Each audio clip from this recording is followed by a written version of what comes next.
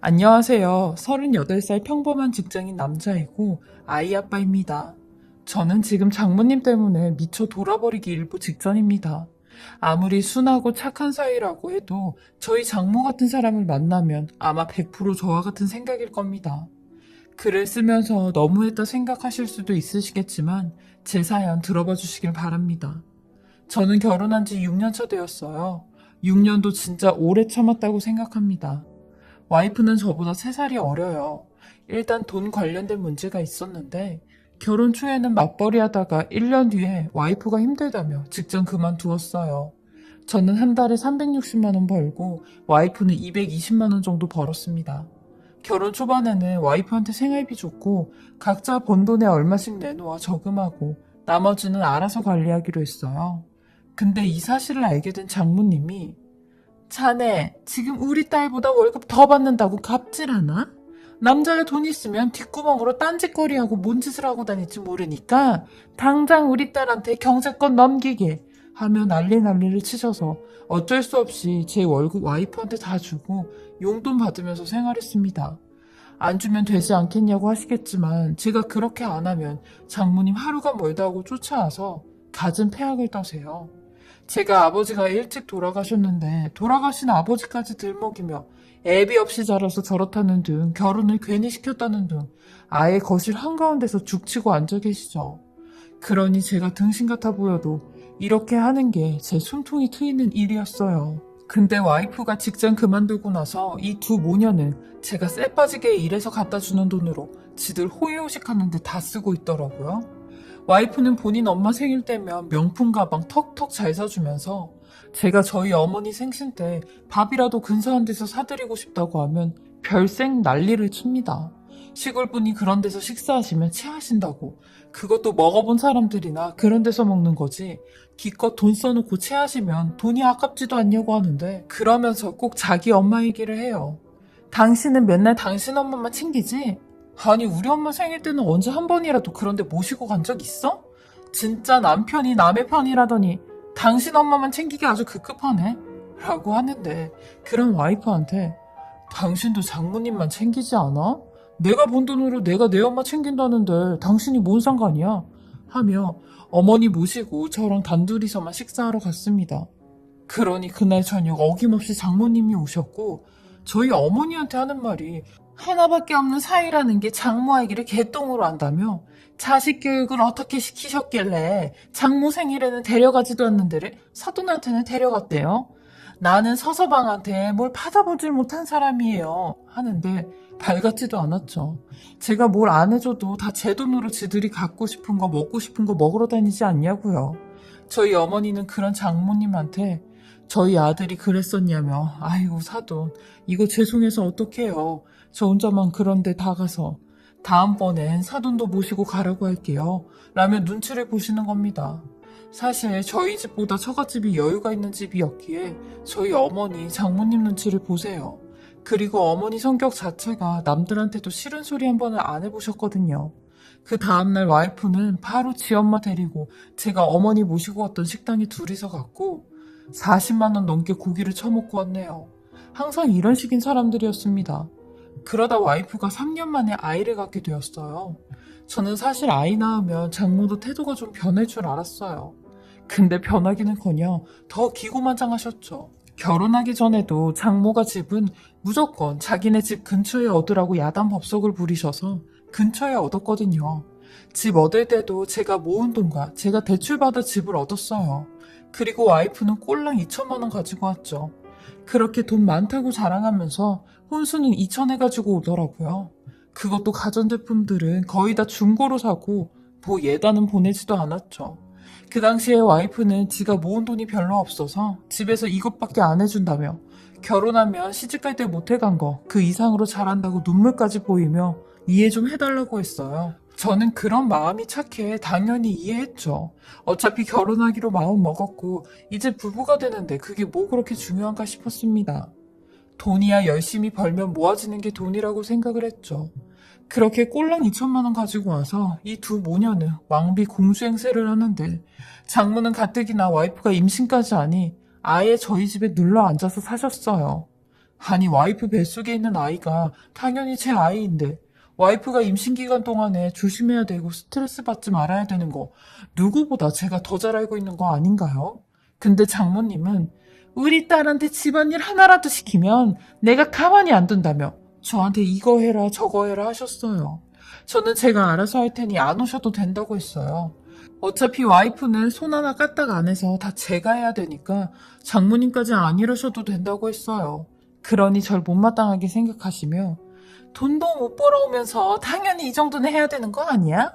남의 집 사위들은 돈도 턱턱 잘 갖다 줘서 가정부 쓰고 그런다던데 우리 딸은 서서방 같은 사람 만나서 이렇게 고생하고 있는 거 안 보이나? 그럼 당연히 자네가 집안일 해야지.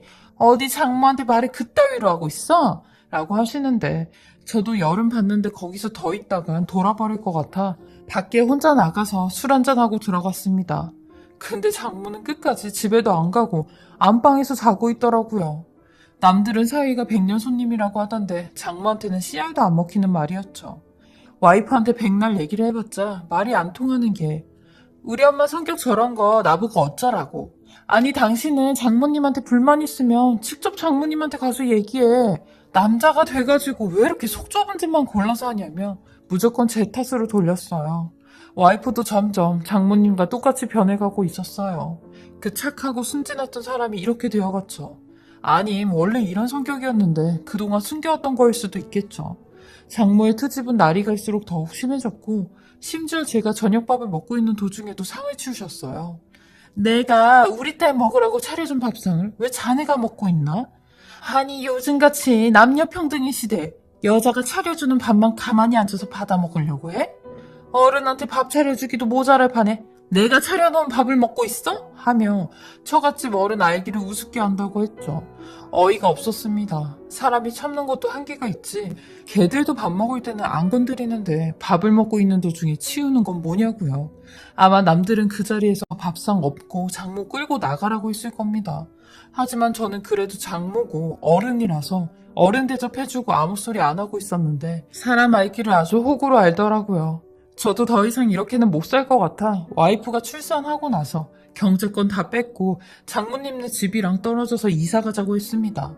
안 그러면 이혼할 생각이라고 쐐기를 박았죠. 그러니 와이프 또 쪼르르 장모님한테 가서 다 얘기를 했나 봐요. 그리고 그날 퇴근하고 집에 갔는데 어김없이 장모님이 저희 집에 와 계셨어요. 그리곤 제게 다가오더니 제 얼굴에 손을 대셨어요. 제가 안경을 쓰고 있는데 안경이 바닥까지 날아갈 정도였죠. 능력도 없는 게 어디다 대고 이혼 소리를 해? 내가 우리 딸 이혼녀 만들려고 너 같은 놈이랑 결혼시켰는지 알아? 어디 겁대가리 상실해서 경제권 다 뺏고 이사를 가자고 해? 너 지금 나랑 우리 딸이랑 손녀까지 분리시켜서 네가 다 소유한다 이거야 뭐야? 라고 하시는데 살다 장모한테 뺨 맞은 사이가 몇이나 될까요? 저도 그동안 참았던 우라가 터져나왔고 미친 사람처럼 소리를 질렀어요. 내가 진짜 여태까지 가만히 참고 있으니까 사람을 무슨 등신으로 보고 있네? 니들은 내가 우스워 보여? 오늘 내가 가만히 안 있어 했죠.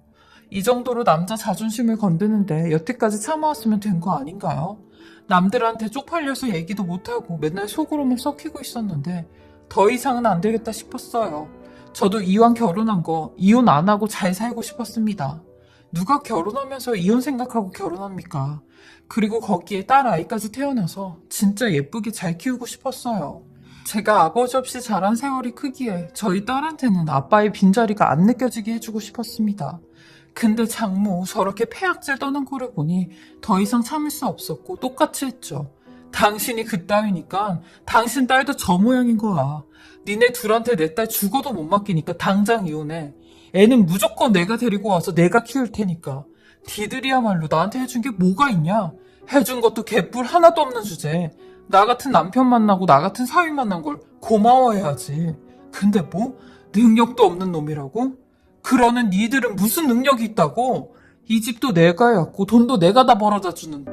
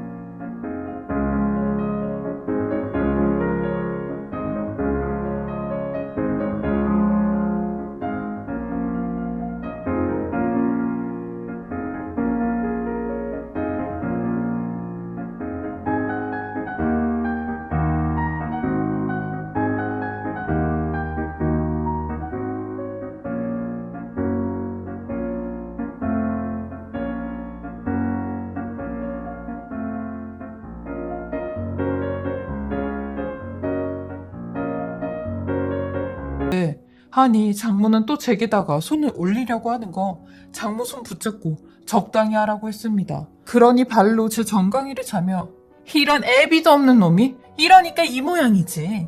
이런 것들은 말로는 정신을 못 차린다니까. 내가 너 처음부터 마음에 안 들었는데도 결혼시킨 거 알기나 해? 이딴 집 얼마 한다고 이거 해야 한다고 유세를 부려. 네가 우리 딸이랑 이혼하면 이 집 내가 다 뺏어올 거야. 너 아주 그지로 만들 거라고. 어디 한번 해봐. 나도 너 같은 놈한테 내 딸 인생 절대로 못 맡겨. 하며 와이프 데리고 처갓집으로 갔습니다. 와이프는 저를 죽일 듯이 노려보며 미쳤냐고, 감히 우리 엄마한테 뭐 하는 짓이냐고 하는데 그 모습에서 장모님의 얼굴이 보였네요. 진짜 오만 가지 정이 다 떨어졌어요.